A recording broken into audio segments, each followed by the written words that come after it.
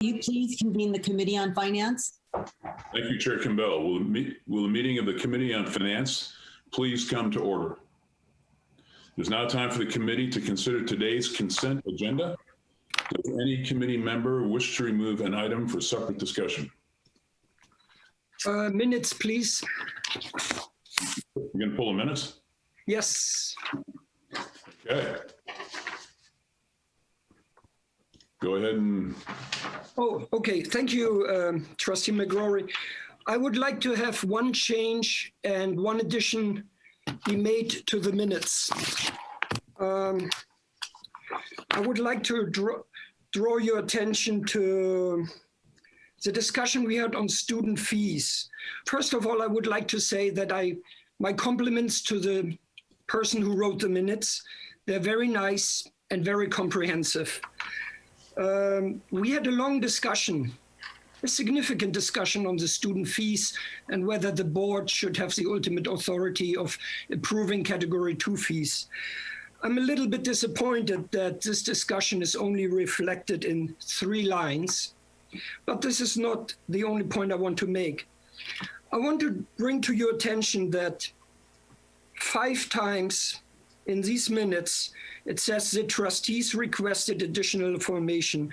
The trustees discussed the potential for increasing. The trustees inquired about. The trustees asked and were informed. The trustees commented. And whenever it says the trustees, it was usually 2 or 3, and sometimes only actually 1 trustee. However, in that section on the debate on Category 2 fees, it says a few trustees.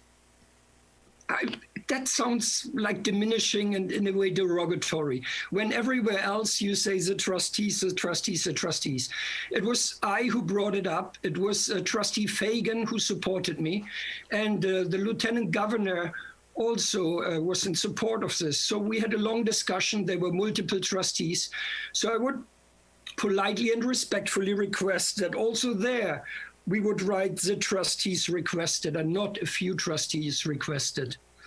That is number 1. And number 2 refers to the last line, or the penultimate line, that says Chancellor Joseph Castro announced that there will be no tuition increases in 2021-2022. That is absolutely correct. But the Chancellor at the very same time announced also that he will not support any system-wide furlough program, and that the system will avoid additional layoffs. And I think these are very, very important statements that the Chancellor made, and I would like to see them included as well. And if necessary, I can provide the exact wording because I quoted the Chancellor word by word in my own trustee report. So if you need this, please send me an email and I send it out. And I hope these changes to the minutes are acceptable to the board. So you also on the student fee report, you'd like to delete the word few. If you, yeah. Some trustees or some trustees? No, just like everywhere else, the trustees requested additional information to be consistent with every other chapter. Okay, and then you on the last sentence there for Chancellor Castro, you want to add the work furlough, the language about no work furlough or for additional layoffs. Correct. Chancellor, do you have any issue with that? I think we should use the language from my remarks that day. So if we could just agree in concept to that, we'll work together with Michelle and finalize that. Okay. Okay. Thank you. With those changes, is there a motion to approve the consent agenda with the changes suggested by Trustee Sebelius? So moved. Second. I'll second. All in favor, say aye. Aye. Aye. The committee has 1 item on today's discussion agenda. Item 3 is an information item on California State University information security. The item will be presented by Steve Relier, Executive Vice Chancellor and Chief Financial Officer, Michael Berman, Chief Information Officer, and CSU San Bernardino President Tomas Morales. Steve, please begin. Thank you, Chair McGrory. So as you no doubt have been aware through press coverage, institutions of higher education, like other organizations, face an even greater threat of attacks on their information systems, which can result in data loss, system downtime, and even cyber extortion in the form of ransomware. I've asked Chief Information Officer Dr. Michael Berman to join us today to brief us on the efforts that the California State University has undertaken to help protect our environment from these threats. I'll now turn the presentation over to Dr. Berman, who will provide our briefing. Mike? Thank you, Executive Vice Chancellor Relier, and thank you to the committee for the opportunity to share with you the information security efforts that our campuses are making. To give you an overview of this critical area, I'm going to begin by describing the cybersecurity threat landscape that all higher education institutions, including ours, face today. I will outline at a high level some of the work that we've done to prepare for and manage the risk, and explain how we respond when we face attacks. Next, I will give you a sense of our approach to balancing cost and risk in an academic environment. I'll discuss our analysis of what we expect to see as we look into the near future. And finally, we'll take a quick look at how CSU campuses are responding to the needs of California and the nation by helping to provide the cybersecurity workforce of the future. Attacks on the information technology infrastructure by bad actors are nothing new. But in the last year, we have seen an unprecedented growth in the number and sophistication of these attacks. Once stereotyped as one person in a basement, today's cyber attacks come from literal armies of highly trained teams with access to powerful computation systems. The most challenging attacks come from so-called nation-state actors from as many as 5 different countries. Thus, information security has become an international challenge that is going to demand increased attention at the federal level. We have seen other institutions become victims to attacks that have crippled their ability to operate and serve their students. In some cases, other universities and colleges have chosen to make ransomware payments of as much as $1 million. Given the frequency and severity of these attacks, to which the CSU is by no means immune, we have built upon our foundation of attention to information security and taken our efforts to a higher level of preparedness. We take cyber threats against our systems extraordinarily seriously. While the CSU has so far managed to avoid the most disruptive attacks, we do face attempts and unfortunately some successes on a periodic basis. This is normal for an organization of our size. Business email compromise, commonly known as phishing, targets students, faculty, and staff on a regular basis. Attempts have been made to access research and related databases. We also see students targeted by scams, including regrettable attempts to redirect our financial aid funds to illicit bank accounts. And of course, we have seen attempts to hold systems hostage through ransomware. While all of these events have been observed, we have so far been fortunate to avoid the most significant impact seen by some other institutions. Information security within the CSU has been a collaborative effort, with central coordination provided by the Chancellor's Office and most of the work taking place on the 23 campuses. Our Chief Information Security Officer, Ed Hudson, leads a team that provides assistance and guidance for the information security officers on each campus, while also overseeing the systems managed centrally, which include our largest student, human resources, and financial databases. In collaboration with the campuses, the CSU has developed a detailed set of policies, standards, and best practices that are shared across the system. These policies have been aligned with an internationally recognized framework. We coordinate with major national and state information security organizations, as well as with law enforcement, to evaluate and update our standards and practices. We also work in close collaboration with our Chancellor's Office partners in audit and advisory services to assure that every campus is audited against these standards.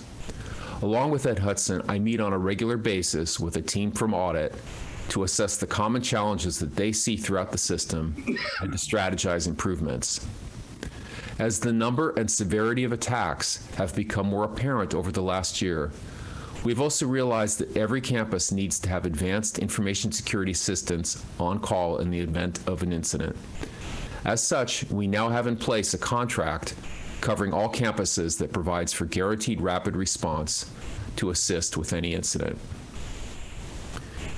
The CSU has developed and funded standards for network and security hardware and software that assure that every campus has access to up-to-date equipment while also reducing costs through the leverage of statewide procurement.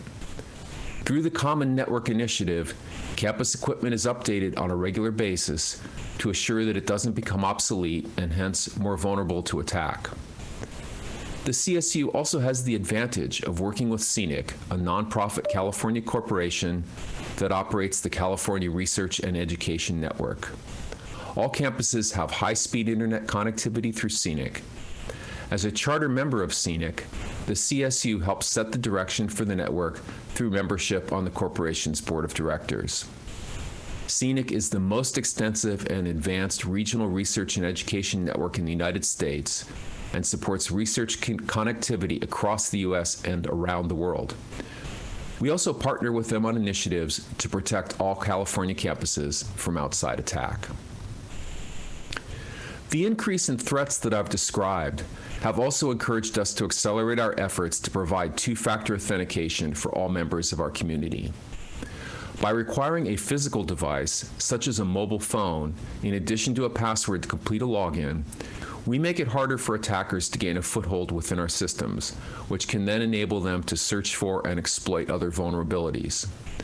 This slide shows our progress toward universal two-factor authentication on all campuses, broken out by staff, faculty, and student populations. The top row shows figures from February, and the bottom row shows anticipated figures for April. The green portions indicate the percentage of campuses that have completed two-factor authentication for their entire campus populations. As you can see, in February, over half our campuses had provided two-factor logins for staff and faculty, but just a third had rolled out this protection for our students. However, by the beginning of April, we expect that nearly 90% of our campuses will have completed the project for staff and faculty, and nearly two-thirds will have reached all their students. But of course, we're not going to stop there. We will work with campuses to assist them in moving as quickly as they can to covering every campus constituent, which will provide an important layer of defense against external threats. I want to be clear to you that while we work very hard to manage, reduce, and mitigate the risk of cyber attack, it will never be possible for us to eliminate all risk. We always keep foremost our mission to support the success of the CSU. The open nature of higher education for learning, research, and academic inquiry requires that we keep open technology boundaries that allow us to access the world's knowledge and share what we learn with the world. We also remain cognizant that every dollar we spend on information security is a dollar that can't go into the classroom or other services that directly support our mission.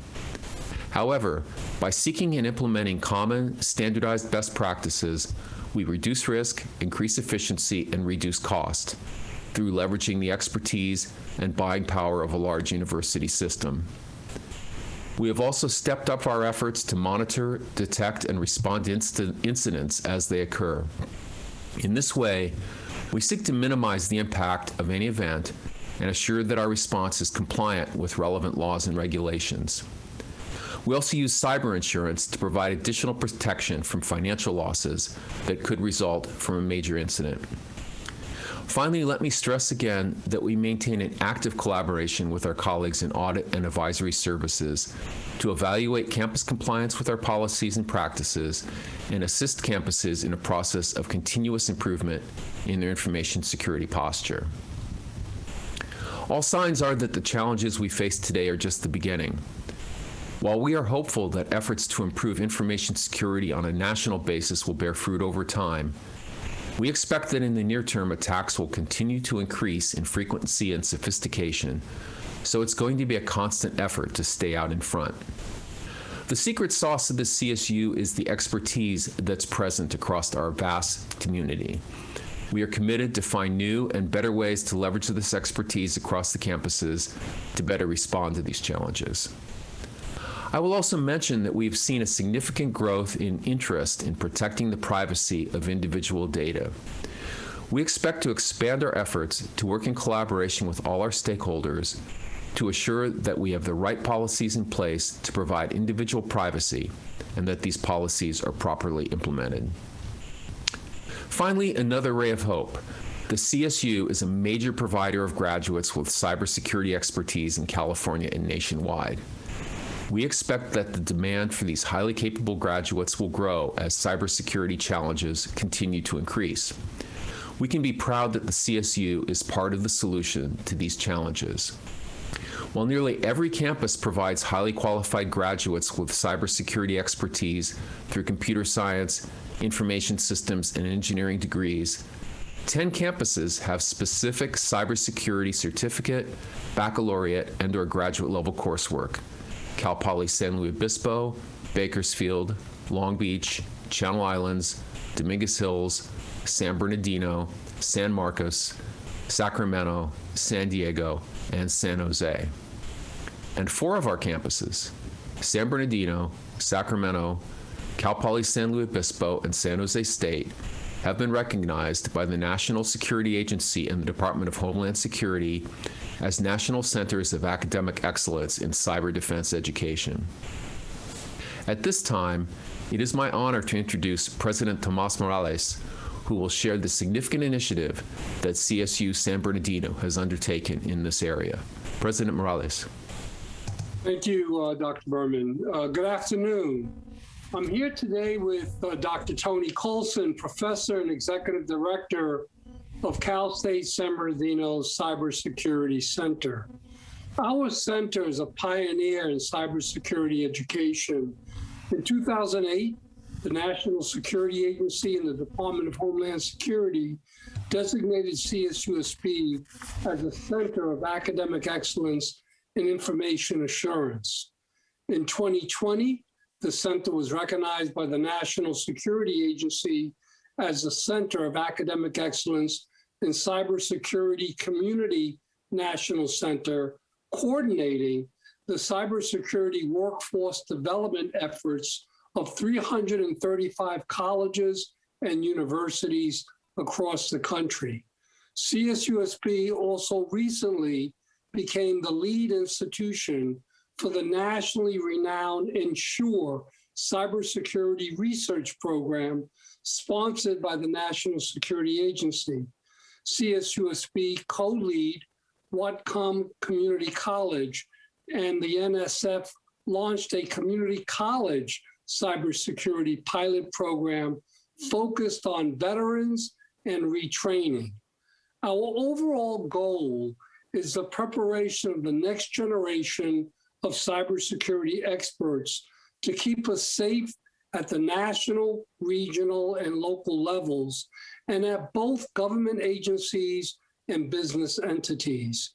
Our model cybersecurity curriculum now offers 4 bachelor's degrees and 5 master's, and have been made available and adopted by institutions nationwide.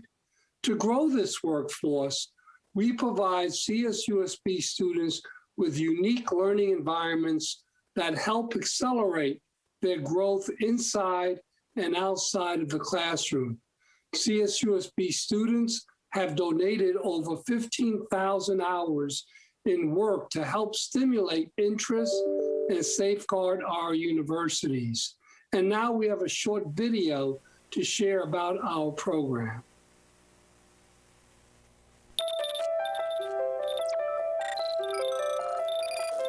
Nothing makes me prouder than when a student comes up to me and says, "Tony, I got my first job offer." But these days, it's become more challenging because it's not just, "I got one job offer." It's, "Tony, I have 3, I have 4. What do I do?"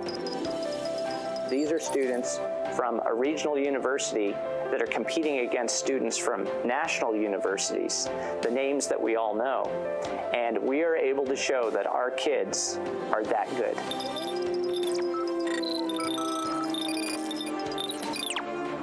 At Cal State San Bernardino, a lot of students attend here because of economics, and I attended here because of economics. I was putting myself through school, and it quickly became apparent that these are my people, right? These are the people, I was like these kids. That was part of what motivated me to stay here, was just experiencing the students, experiencing their curiosity, saying, you know what, they're a lot like I was when I was that age, and what can we do that's exciting and different? And as a result, we've created incredible programs. We've capitalized on the demographic that goes here, and we created from nothing a world-class cybersecurity program.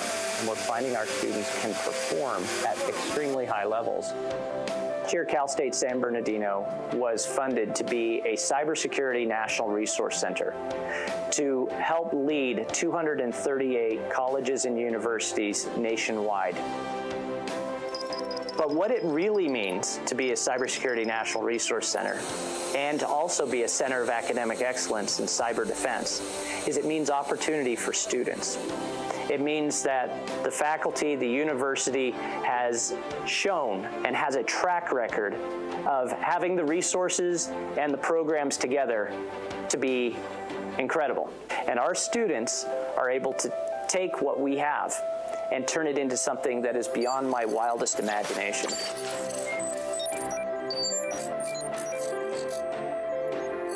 Cybersecurity is a national concern. My passion in it is I wanted to create a world-class program, make a difference, but also make the world a safer place.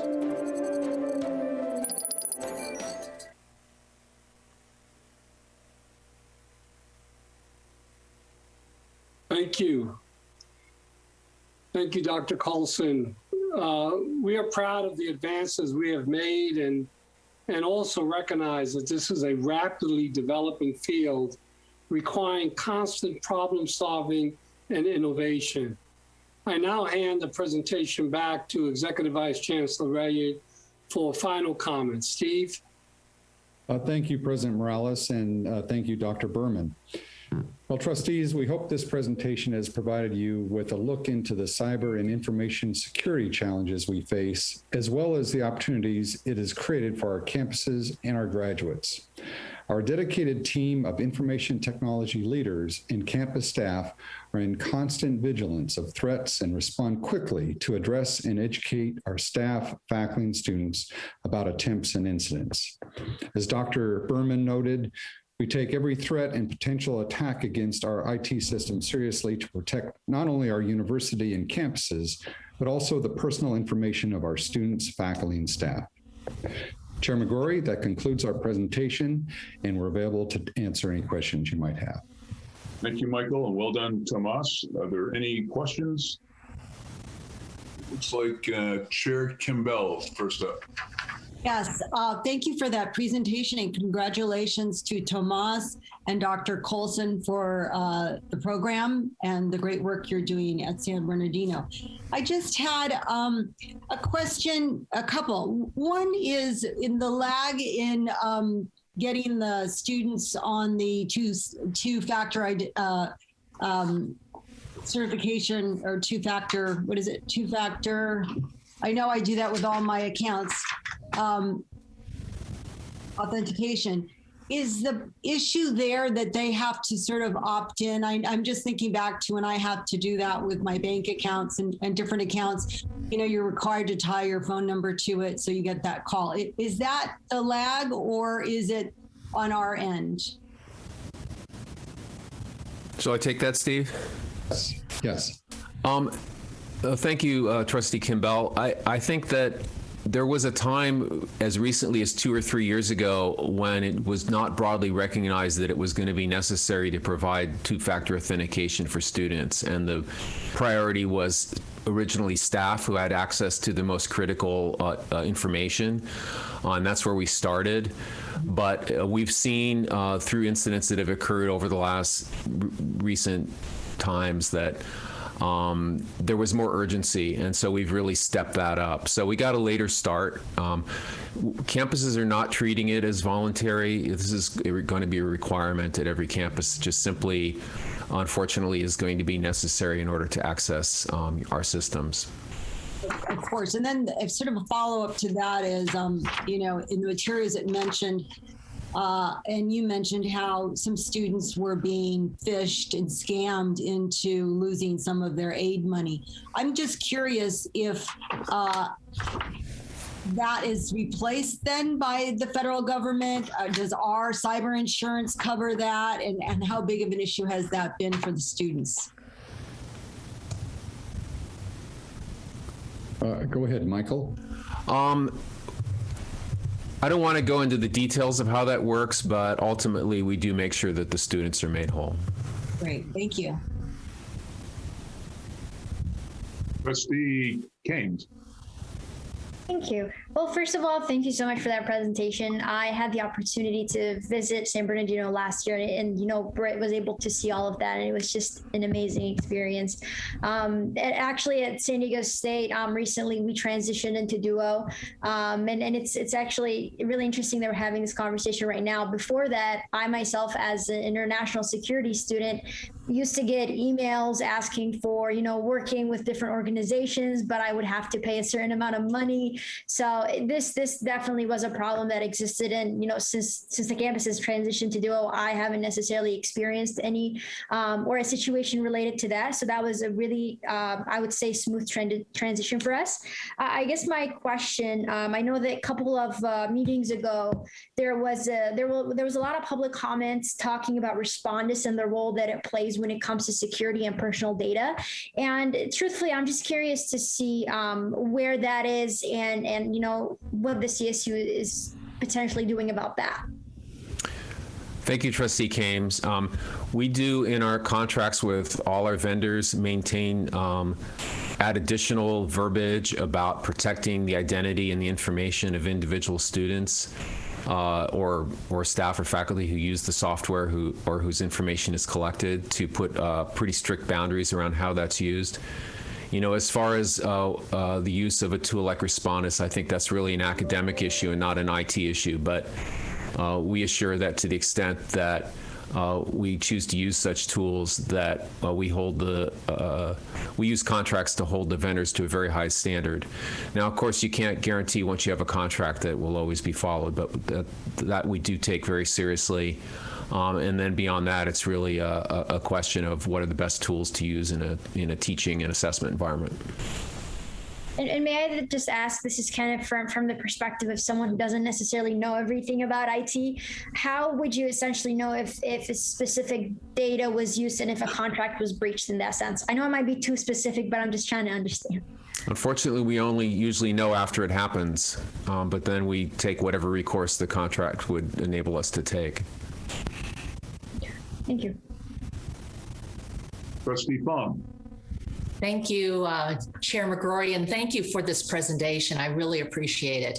And I, too, have been to San Bernardino and Dr. Colson's class, which was so impressive, really remarkable. I do have two questions.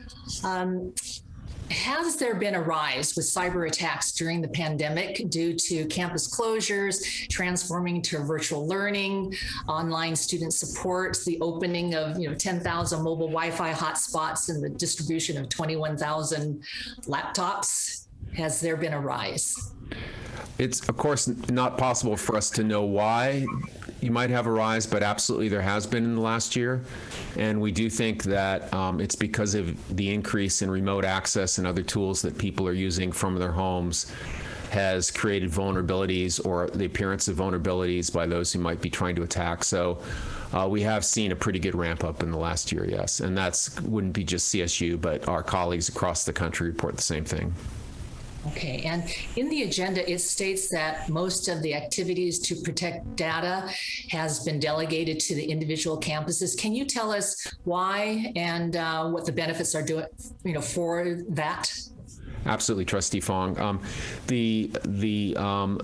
So much of the operations of the campus is delegated to the authority of the president of each campus. So each campus has its own financial operations, business operations, IT operations, and you can't really separate the protection of those assets from the operation. So if we tried to manage all information security from a central location, I don't think it would be very effective. It's very important for each campus to play a role and to be the first line of defense for its data and its operations.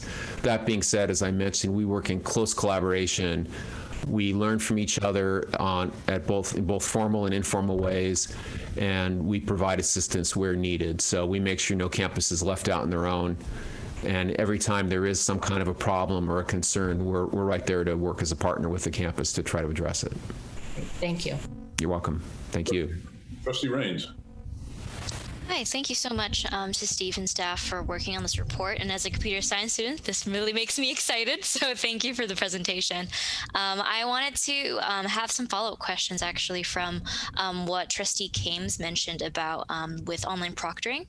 A student came to CSSA and gave a presentation about proctoring online. Her name was Anoop Kaur, and she gave this really fantastic presentation.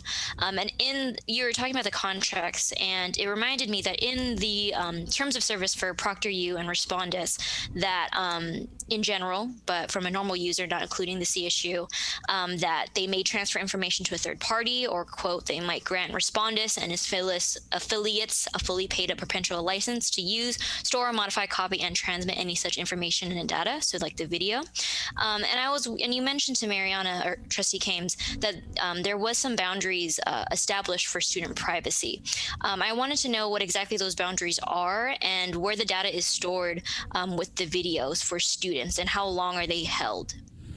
Well, thank you for your question, Trustee Raines. I couldn't tell you specifically for each of these. We can certainly research that and find out, but I would say that in general, what you might see in the click-through terms for the service or what they show on their website is not necessarily our arrangement that we have with them. We have additional requirements and rules about things like transfer of the data to a third party, and we could certainly provide you.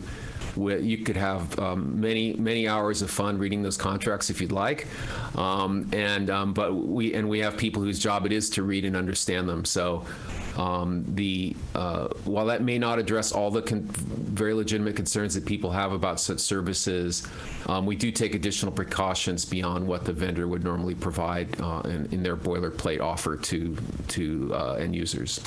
That's perfect. Yeah, I would love to see like the snippet of that contract, if that's possible, if it's not protected information, snippet of that contract with the certain boundaries. It's public. Public? Okay. It's public, and we'd be happy to share it with you. Absolutely. Thank you so much. Trustee Taylor. Dr. Berman, in response to the question from Trustee Fong, I didn't hear what I was hoping to hear, which is we have robust, rigorous, system-wide standards, and we hold campuses account to abide by them. I think what I heard you say was, hey, everybody's different and they're all going to go out and do their own thing. That's a recipe for inconsistent application of best practice. Trustee Taylor, I'm glad to report we have robust standards that we provide to all the campuses, and we work with those campuses, and our partners in audit and advisory services work with their campuses to make sure that we abide by those standards.